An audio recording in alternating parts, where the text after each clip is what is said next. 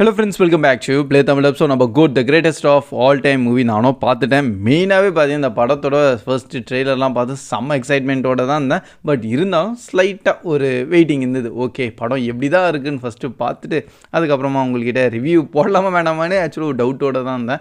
But இப்போ entire movie எனக்கும் ரொம்ப பிடிச்சிருக்கு. அண்டு கண்டிப்பாக ஆஸ் நீங்கள் விஜய் ஃபேனாக இருந்தீங்கன்னா இந்த படத்தை ரொம்ப என்ஜாய் பண்ணி பார்ப்பீங்க. படத்தில் சில நெகட்டிவ்ஸும் இருக்குது, அது நான் கடைசியில் சொல்கிறேன். ஆனால் பாசிட்டிவ் சைடில் சொல்லணுன்னா கொஞ்சம் மேசிவ் ஸ்கேலில் படத்தை கிரியேட் பண்ணியிருக்காங்க. ஸோ இந்த டிஏஜிங் எல்லாம் சொல்லியிருக்காங்களே, ஆக்சுவலாக நல்லபடியாகவே ஒர்க் அவுட் ஆகிருக்கு.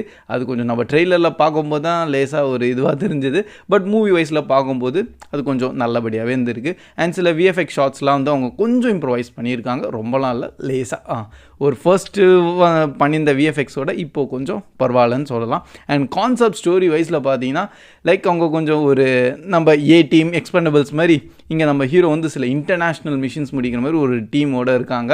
அண்ட் அதில் நம்ம ஹீரோ இருக்கார். அண்ட் அவர் தான் காந்தியோட கேரக்டராகவும். அண்ட் இப்போ பார்த்தீங்கன்னா லைக் ஆன்டி டெரரிசமாக பண்ணிகிட்டு இருப்பார்.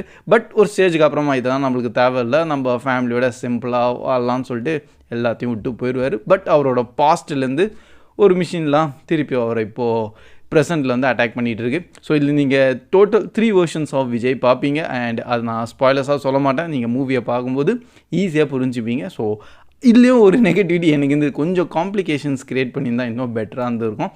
பட் ஸ்டோரி வைஸில் ரொம்பவே சிம்பிள் அண்ட் பிளெயினான ஸ்டோரியாக அவங்க கொண்டு வந்திருக்காங்க.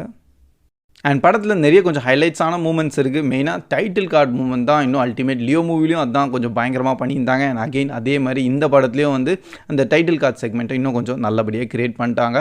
அண்ட் இன்னொரு கான்செப்ட் பார்த்திங்கன்னா கிரிக்கெட் அண்ட் நம்ம சினிமாவை கொஞ்சம் மிக்ஸ்டராக வந்து கிளைமேக்ஸோடு கொண்டு வந்திருப்பாங்க.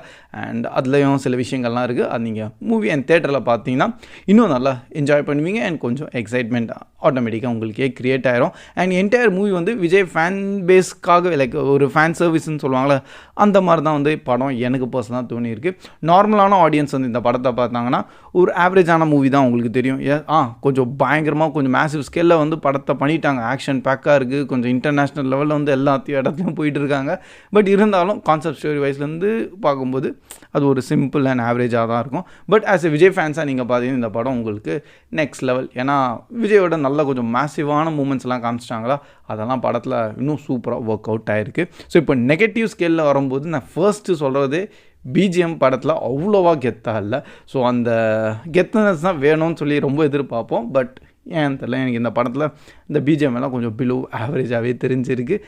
அன்வான்டான சாங்ஸ்ன்னு சொல்ல முடியாது, பட் ரொம்ப லென்த்தியான சாங்ஸாக இருக்குது. டோட்டல் 4 சாங்ஸு ஸ்டோரி போயிட்டுருக்கு. டப்புன்னு ஒரு சாங், இன்னொரு ஸ்டோரி சொல்லிட்டு இருக்காங்க, இன்னொரு சாங். ஸோ அந்த சாங்ஸுக்கும் மூவி ஸ்டோரி லைனில் எந்த ஒரு கனெக்டிவிட்டியும் கிடையாது. ஸோ அது இல்லைனாலும் அட்லீஸ்ட் அந்த டியூரேஷன் ஆச்சு கொஞ்சம் கம்மியாக இருக்கலாம்.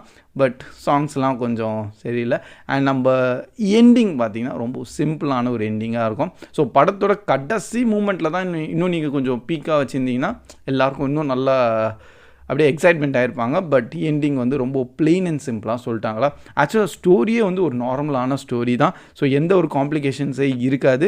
அண்ட் சில ஓகே காமிச்ச லெவல்லாம் கொஞ்சம் பெரிய லெவலாக காமிச்சிருந்தாலும் ஆனால் அந்த நரேஷன் வந்து இன்னும் கொஞ்சம் யூனிக்காகவும் ட்விஸ்ட் அண்ட் டர்ன்ஸும் இருக்குது படத்தில். ஆனால் அந்த ட்விஸ்டெல்லாம் எப்படின்னா அது அவங்க ரிவீல் பண்ணும்போது பெருசாகவே நம்மளுக்கு தெரியாது.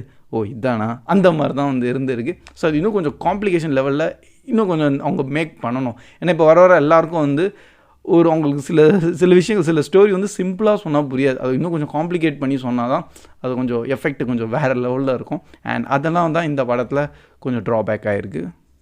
அண்ட் சில ஆக்ஷன் சீன்ஸ்லேயும் சரி வந்து அந்த விஎஃப்எக்ஸ் ஒர்க்கை வந்து ஓகே விஎஃப்எக்ஸ் ஒர்க் பண்ணியிருக்காங்க. அண்ட் ப்ரீவியஸ் எல்லா மூவிஸோட கொஞ்சம் பார்க்கும்போது கொஞ்சம் நல்லபடியாக தான் இருந்திருக்கு. பட் இருந்தாலும் அதை பார்க்கும்போது அப்படியே அந்த விஎஃப்எக்ஸோட குவாலிட்டி கொஞ்சம் லோவாக தான் இருந்திருக்கு. இன்னும் நல்லா இம்ப்ரூவைஸ் பண்ணணும். ஏன்னா படத்தோட பட்ஜெட் அவ்வளோ இருக்குதுன்னு. ஸோ அதுக்கேற்ற மாதிரி விஎஃப்எக்ஸ்லையும் இன்னும் கொஞ்சம் அவங்க போட்டிருந்தாங்கன்னா இன்னும் பெட்டராக இருந்திருக்கும். அண்ட் பை த வே இப்போ நான் வந்து மூவியை பார்க்கும்போது எனக்கு கொஞ்சம் ஒரு தாட் இருந்தது, ஓகே மேபி மூவி கொஞ்சம் இப்படி தான் இருக்கலாம்னு சொல்லிட்டு. ஸோ அதனால் என் எக்ஸ்பெக்டேஷன்ஸ் எல்லாம் கொஞ்சம் லோவாக வச்சுட்டு போனேன். அண்ட் அதனால தான் மூவி பார்க்கும்போது எனக்கு வந்து ஓகே நல்ல மூவி நார்மலாக இருந்திருக்குன்னு தான் நான் சொல்லுவேன்.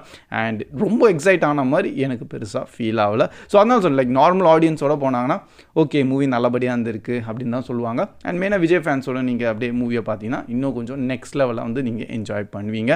பை த வே 3 hours ஆன மூவி போர் அடிக்குதான்னு கேட்டிங்கன்னா அது கிடையாது. So story wise screenplay and அதெல்லாம் போயிட்டு இருக்கும்போது உங்களுக்கு போர் அடிக்கிற மாதிரியே உங்களுக்கு ஃபீல் ஆகாது. அண்டு கடைசி அந்த லாஸ்ட் மூமெண்ட்டை மட்டும் இன்னும் கொஞ்சம் எக்ஸைட்மெண்ட் ஆகியிருந்தாங்கன்னா இன்னும் சூப்பராக இருந்திருக்கும். அண்ட் பை த வே இப்போ ஏன் தெரில எல்லா மூவிஸோட கடைசியில் வந்து அவங்க ஒரு ட்விஸ்ட்டு கொண்டு வர மாதிரி ஒரு ஓப்பனிங் ஆட்டம் ஒன்று பண்ணுறாங்க. அது இந்த படத்துலையும் பண்ணுறாங்க. அது எப்படி பண்ணியிருக்காங்க அது நீங்கள் மூவியை தேட்டரில் பாருங்கள். ஆனால் அகெயின் ஆல்மோஸ்ட் லைக் ஃபுல்லாக சொன்னால் இந்த மூவி தேட்டர் எக்ஸ்பீரியன்ஸில் நல்லபடியாக இருந்திருக்கு. பிகஸ்ட் டிசப்பாயின்மெண்ட்ஸ் ஆஃப் பிஜிஎம் தான் சொல்லுவேன். டிஏஜிங் நல்லபடியாக தான் பண்ணியிருக்காங்க. சில இடத்துல அது கொஞ்சம் அது மேக்கப் மாதிரியே உங்களுக்கு ஒரு மாதிரி தெரிய ஆரம்பிச்சிடும். பட் அது அந்த இடத்துல இன்னும் கொஞ்சம் ஹெவியாக ஒர்க் பண்ணணும். அண்ட் ஆக்டிங் லெவல் செம்மையாக பண்ணியிருக்காங்க. ஸோ ஆக்டிங்லாம் சொல்லவே முடியாது. எல்லா சீன்ஸ்லையும் பார்த்தீங்கன்னா ஃபுல் அண்ட் ஃபுல் ஸ்க்ரீனில் விஜய் தான் இருக்கார். ஸோ அதனால நீங்கள் வெறும் விஜயை மட்டும்தான் பார்க்க போகிறீங்க.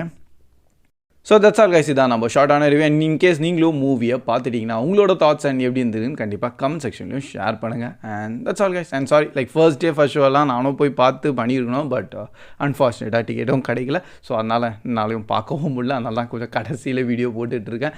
அண்ட் can hope நீங்களும் மூவிஸ்லாம் பார்த்துருப்பீங்க. So by the way that's all guys. Keep வாட்சிங், keep supporting Play Tamil Dub. See you in next video. Bye guys.